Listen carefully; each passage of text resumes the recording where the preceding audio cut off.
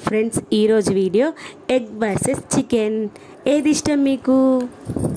Friends good morning అండి, welcome back to my channel. Friends అందరూ ఎలా ఉన్నారండి? నేనైతే చాలా బాగున్నాను, మీరు కూడా బాగుండాలని ఆశిస్తున్నాను. ఈరోజు వీడియో ఏంటంటే chicken biryani versus egg biryani. ఆ రెండింటి ప్రాసెస్ ఏంటి, ఆ రెండు బిర్యానీలు ఎలా చేస్తాము ఏంటి అనేటువంటిది ఒకే వీడియోలో ఈ రెండు బిర్యానీలు ఎలా చేసుకోవచ్చు ఈజీగా అండ్ క్విక్గా అనేటువంటి నేను చేసే ప్రాసెస్లో చూపిస్తామనుకుంటున్నాను. ఏం లేదు, చికెన్ బిర్యానీ చేయాలనుకోండి, ముందుగా మనము రైస్ అయితే ఎంత తీసుకుంటాము, ఫర్ ఎగ్జాంపుల్ కేజీ రైస్ తీసుకున్నాం అనుకోండి, కేజీ చికెన్ తీసుకోవాలి.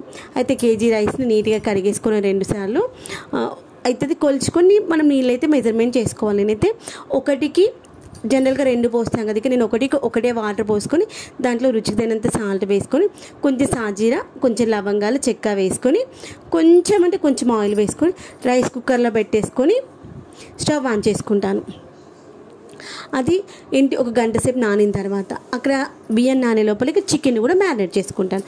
చికెన్ ఒక 3-4 సార్లు నీట్గా వాష్ చేసుకొని దాంట్లో వాటర్ అంతా తీసేసి కారం తక్కువ వేసుకుంటాను, గరం మసాలా ఎక్కువ వేసుకుంటాను.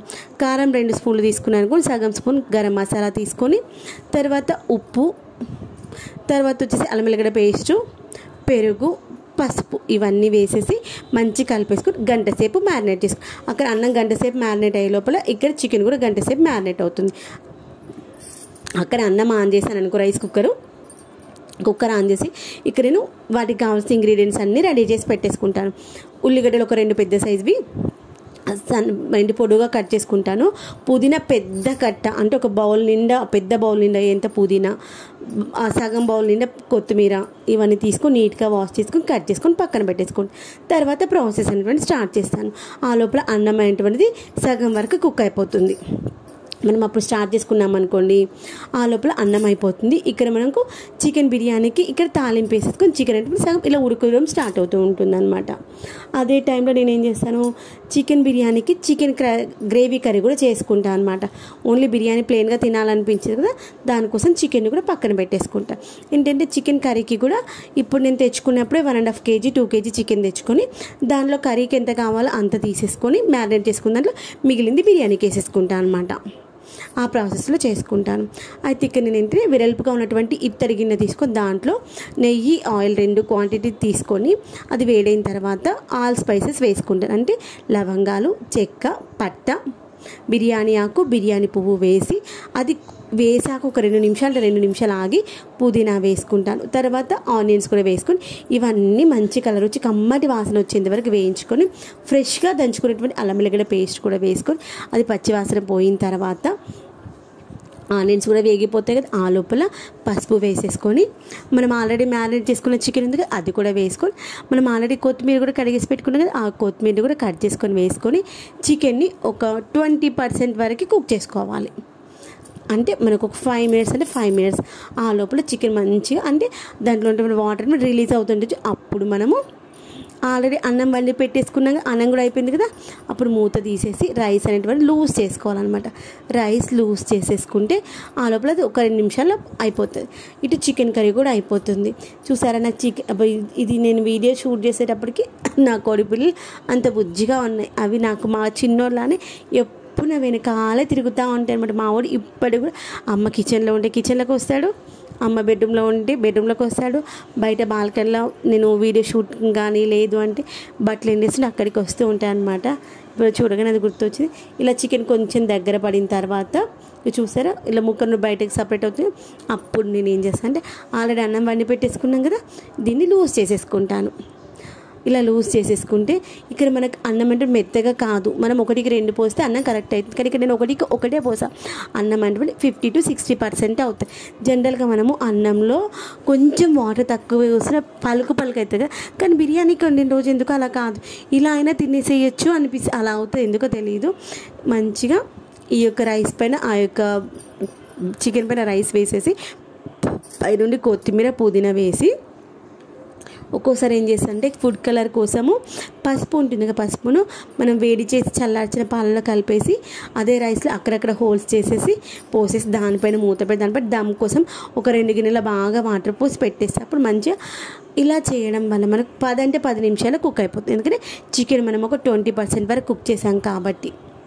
ఈజీగా అయిపోతుంది. 10 మినిట్స్ తర్వాత స్టవ్ బంద్ చేసి ఒక 10 నిమిషాలు ఆగి అన్నం మంచిగా కలిపేసుకోవాలి. అప్పుడు మనము అన్నము రైస్ చికెన్ రెండు మంచి కలిసిపోయి అప్పుడు మస్తు టేస్ట్ వస్తుంది, మంచి కమ్మటి వాసన వస్తుంది. ఇలా కలిపేసుకుని మరొక 2 నిమిషాలు ఉంచాలి. అప్పుడు మనం వేసిన స్పైసెస్ అంతా బిర్యానీకి పట్టేసి సూపర్ యమ్మీ టేస్టీగా ఉన్నటువంటి చికెన్ దమ్ బిర్యానీ అయితే రెడీ అయిపోతుంది. నేనైతే చికెన్ దమ్ బిర్యానీ చేసినప్పుడు చికెన్ గ్రేవీ కర్రీ చేస్తాను, రైతా కూడా చేస్తాను అనమాట. అప్పుడే ఆ యొక్క కాంబినేషన్ సూపర్ అదర్స్ అనిపిస్తాయి. దీనికి కాంబినేషన్లో చికెన్ ఫ్రై కూడా చేస్తాను. ఒక్కోసారి చికెన్ ఫ్రై లంచ్ టైంలో చేస్తాను, లేదంటే ఈవినింగ్ టైంలో చేస్తాను. ఎందుకంటే బిర్యానీ కడుపు నిండా తిన్నాక ఫ్రై తినాలి అనిపించదు అన్నప్పుడు. చికెన్ దమ్ బిర్యానీ అయిపోయింది. ఇప్పుడు ఎగ్ దమ్ బిర్యానీ చూద్దాం. చికెన్ దమ్ బిర్యానీ ఎంత క్విక్గా ఈజీగా అయిపోయింది, అంతకంటే మించిన ఈజీగా ఎగ్ దమ్ బిర్యానీ అయితే అయిపోతుంది.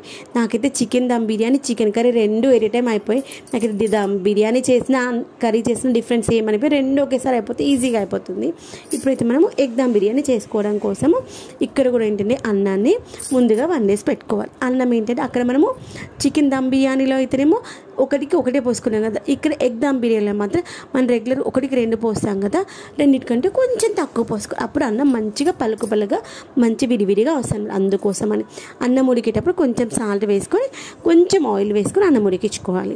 అన్నం ఉడికించుకొని పక్కన పెట్టేసుకోవాలి.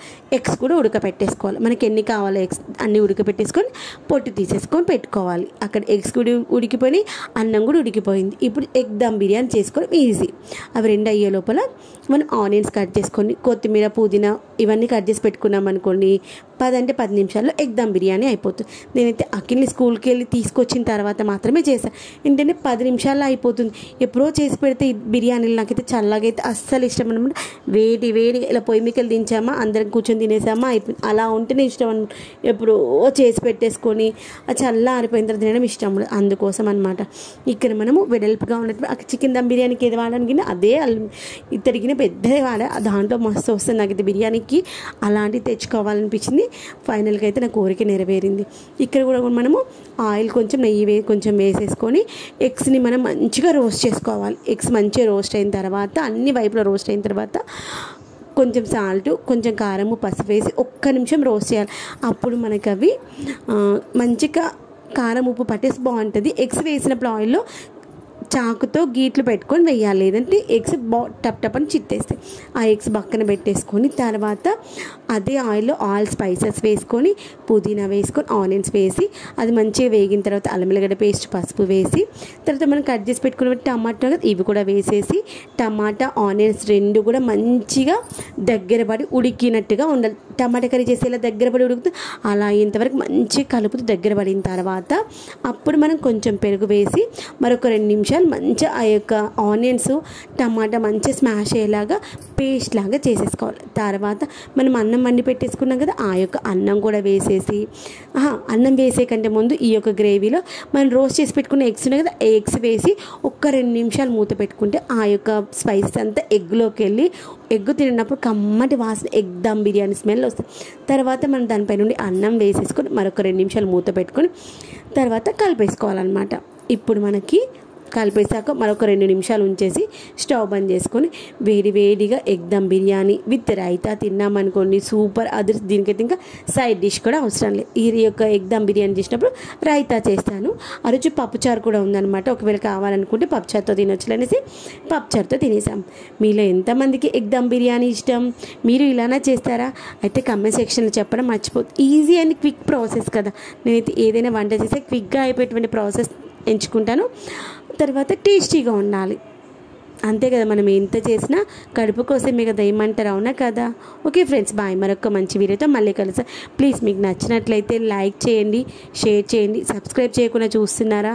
అయితే సబ్స్క్రైబ్ చేసుకోండి. Okay friends, bye. మరొక వీడియోతో మళ్ళీ కలుస్తాం.